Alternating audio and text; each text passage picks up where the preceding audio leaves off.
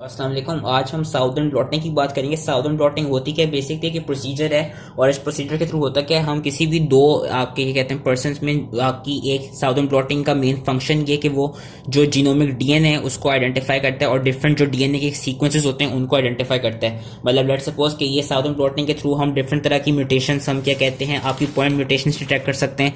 हम क्या कहते हैं लार्ज इंसर्शंस, डिलीशंस या ट्रायल न्यूक्लियोटाइड के रिपीट एक्सपेंशंस या किसी भी जितनी भी तरह की जो म्यूटेशंस हमने अपनी म्यूटेशन वाली वीडियो में पढ़ी थी वो हम इसके थ्रू डिटेक्ट कर सकते हैं। और बेसिकली इसमें हो क्या रहा होता है कि southern blotting is a technique that combines the use of restriction enzymes, electrophoresis and DNA probes. इन तीनों से होता क्या है?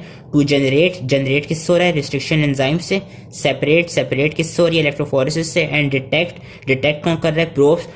और किस चीज को डिटेक्ट जनरेट और सेपरेट किया जा रहा है? पीसेस ऑफ डीएनए को। बेसिकली होता क्या है कि अभी जो दो लोग हैं इनमें से क्या कहते हैं डीएनए को एक्सट्रैक्ट किया या वाइट ब्लड सेल से लेट्स सपोज डीएनए एक्सट्रैक्ट की गई और हमने इन दोनों की जीन्स को कंपेयर करना है। हमने देखना है कि किस में कौन सी हमारी कोई भी जो जीन ऑफ इंटरेस्ट है वो किसी पर्सन में है या नहीं है, या अगर एक पर्सन में है तो दूसरे पर्सन में कौन सी जीन है, या अगर कोई एक डिजीज है तो उस डिजीज कॉजिंग जो भी जीन है वो पर्सन 1 में कैसी है और पर्सन 2 में कैसी है। तो उसके लिए हम करते क्या है कि पहले हमने डीएनए को एक्सट्रैक्ट किया वाइट ब्लड सेल से, देन हमने उसको क्लीव किया सेम रिस्ट्रिक्शन एंजाइम से। सेम रिस्ट्रिक्शन एंजाइम क्या करेगा? ये जो डबल स्टैंडर्ड डीएनए इसको शॉर्ट डबल स्टैंडर्ड डीएनए के फ्रेगमेंट्स में कन्वर्ट कर देगा। ये शॉर्ट फ्रेगमेंट्स बना दी जो कि डबल स्टैंडर्ड है, ठीक है। फिर हम क्या करेंगे? इस पर इलेक्ट्रोफोरेसिस परफॉर्म करेंगे, जिस तरह gel agarose gel DNA electrophoresis एक टेक्निक होती है वो हम परफॉर्म किए जाते हैं। उससे होगा कि जब इलेक्ट्रोफोरेसिस परफॉर्म करेंगे तो जो डिफरेंट फ्रेगमेंट्स हैं, जो सबसे छोटे फ्रेगमेंट्स होंगे वो ज्यादा इजीली और जल्दी मूव करेंगे और ज्यादा डिस्टेंस मूव करेंगे एज कम्पेयर टू जो बड़े फ्रेगमेंट्स होंगे। उससे होगा क्या? ये डिफरेंट फ्रेगमेंट्स हमारे पास प्रोड्यूस हो गए जो आई होप इस वीडियो में सही से नजर आ रहे हो, लेकिन ये बुक में और अच्छे बने हुए कि ये डिफरेंट फ्रेगमेंट्स प्रोड्यूस होंगे दोनों पर्सन्स में। अब होगा क्या?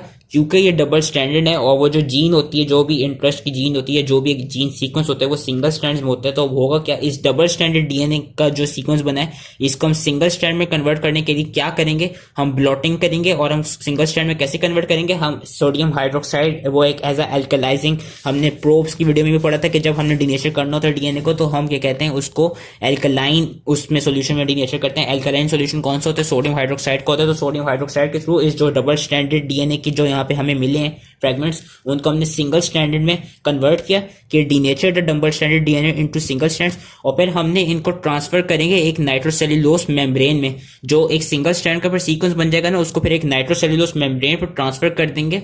और उससे होगा क्या कि वो सिंगल स्ट्रैंड जो हम प्रोब्स वाली वीडियो में पढ़ा था कि सिंगल स्ट्रैंड फिर आपस में कॉम्प्लीमेंट्री बाइंडिंग नहीं कर पाएंगे, वो एक स्ट्रॉन्ग सपोर्ट, एक सॉलिड सपोर्ट के साथ इमोबिलाइज हो जाएंगे, ठीक है। और इस ये जो ट्रांसफर होते हैं ना, जब हम एक जेल से एक मेम्ब्रेनस मटेरियल पे जो ट्रांसफर करते हैं डीएनए के मॉलिक्यूल्स को, इस प्रोसेस को हम कहते हैं ब्लॉटिंग। और ब्लॉटिंग के बाद क्या होता है? एक ये रेप्लिका बन जाते हैं जेल में। देन वही जो हमने प्रोब्स की वीडियो में पढ़ा है इसको हम हाइब्रिडाइज करेंगे प्रोब से, जिस तरह के कहते हैं यहाँ पे रेडियो एक्टिव प्रोब यूज किया गया, लेकिन आजकल non radio active probe use हो रहे हैं। तो हाइब्रिडाइज किया प्रोब्स ने, क्या किया? जो भी उसने कॉम्प्लीमेंट्री चीजें जीन्स को का आइडेंटिफाई करना था उसने उनको आइडेंटिफाई कर लिया। आइडेंटिफाई होने के बाद हमने क्या कहते हैं ऑटो रेडियोग्राफी की, एक्सपोज किया एक्सरे फिल्म। और एक्सरे फिल्म के थ्रू हम देख सकते हैं हमें इन दो पर्सन में क्या मिला, इनकी जीन्स में हमें ये मिला कि एक ऐसी कोई जीन्स थी ए और बी जो कि पर्सन 1 में प्रेजेंट थी लेकिन पर्सन 2 में प्रेजेंट नहीं थी। पर्सन 2 में एक जीन सी थी जो कि प्रेजेंट थी। के radioactive probe hybridized to restriction fragments A B and C producing dark bands on exposed X ray film. ये डार्क बैंड्स नजर आ रहे हैं। अब इसका कंक्लूजन क्या मिला कि DNA from two individuals differ in the region recognized by the probe. This alteration in DNA could reflect a disease-producing mutation or a polymorphism that may or may not be linked to clinically important alteration in the DNA. तो एक तरफ से कि let suppose कि क्या कहते हैं जो आपकी पर्सन 1 वाली है, पर्सन 1 नॉर्मल है, पर्सन 2 में let suppose sickle cell anaemia है। तो हुआ क्या? दोनों के डीएनए का आपका एक्सट्रैक्ट किया, दोनों पे रिसेशन एंडोन्यूक्लियस ने एक्ट करके दो डबल स्ट्रैंड्स के फ्रेगमेंट्स बना, बहुत सारे फ्रेगमेंट्स बना लिए डबल स्ट्रैंडेड डीएनए के। फिर हमने उन फ्रेगमेंट्स को क्या कहते हैं डिफरेंट इलेक्ट्रोफोरेटिकली उनको सेपरेट करने के लिए इलेक्ट्रोफोरेसिस एगरोस जेल इलेक्ट्रोफोरेसिस किया, दोनों पर्सन के सेपरेट हो गए।